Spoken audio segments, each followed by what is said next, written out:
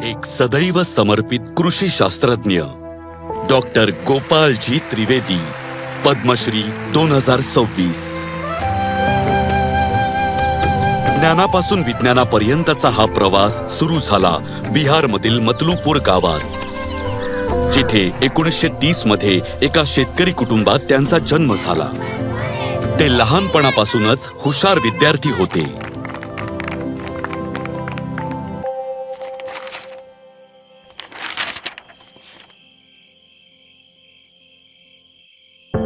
पण जेव्हा 10वीत असताना वडिलांना गमावलं, तेव्हा आर्थिक अडचणींमुळे पुस्तकं सोडून नांगर हाती घ्यावा लागला।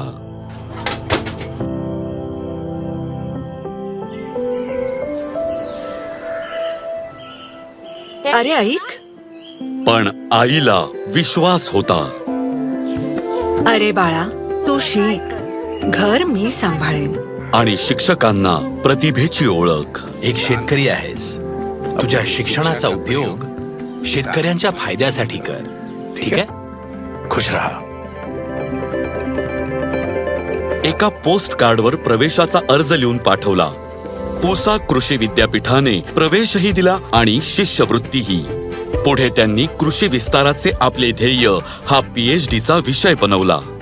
त्यानंतर त्यांनी प्राध्यापक, विश्वविद्यापीठाचे संचालक आणि कुलगुरू ह्यासारख्या पदांवर काम केलं। एक शास्त्रज्ञ म्हणून गोपालजींनी शेती सोपी आणि शेतकऱ्यांना सक्षम करण्यासाठी अविरत प्रयत्न केले। मग एके दिवशी त्यांचं मन म्हणालं, साल आकर गाव नाही तिथे जाते।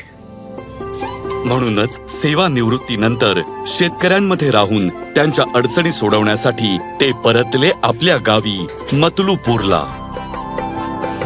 विश्वास आणि पीक एका रात्रीत मिळत नाही, वेळ लागला, पण शेतकऱ्यांचा विश्वास जिंकला स्वतः शेतकरी बनून। आणि ते म्हणवले गेले शेतकऱ्यांचे मित्र, गावचा माणूस आणि कर्मयोगी। कॅनोपी व्यवस्थापन शिकवून त्यांनी मुझफ्फरपूरमधील लिचीच्या बागांचं उत्पन्न वाढवलं। पाणथळ भागांमध्ये मत्स्यपालन आणि मखाणा, शिंगाडा आधारित शेती विकसित करून त्यांनी शेतकऱ्यांचं उत्पन्न वाढवलं। हिवाळी मक्याच्या लागवडींच्या शास्त्रीय पद्धतींचं प्रात्यक्षिक दाखवून त्यांनी मक्याचं उत्पन्न अनेक पटींनी वाढवलं। गोपालजींच्या प्रयत्नांमुळे शेतीत विज्ञान आलं आणि शेतकऱ्यांना नफा व सन्मान मिळाला। त्यांचे त्रिवेदी पारिख स्केल ज्याप्रमाणे आज कृषी क्षेत्रातील बदल मोजण्यासाठी जागतिक स्तरावर स्वीकारलेलं मानक आहे, त्याचप्रमाणे ते स्वतः कृषी जगतातील निस्वार्थ परिश्रमाचे एक आदर्श बनले आहे। फुलाचा सुगंध फक्त त्याची ओळख नाही, त्याचा सुगंध तर मुळांशी असलेल्या नात्यात असतो।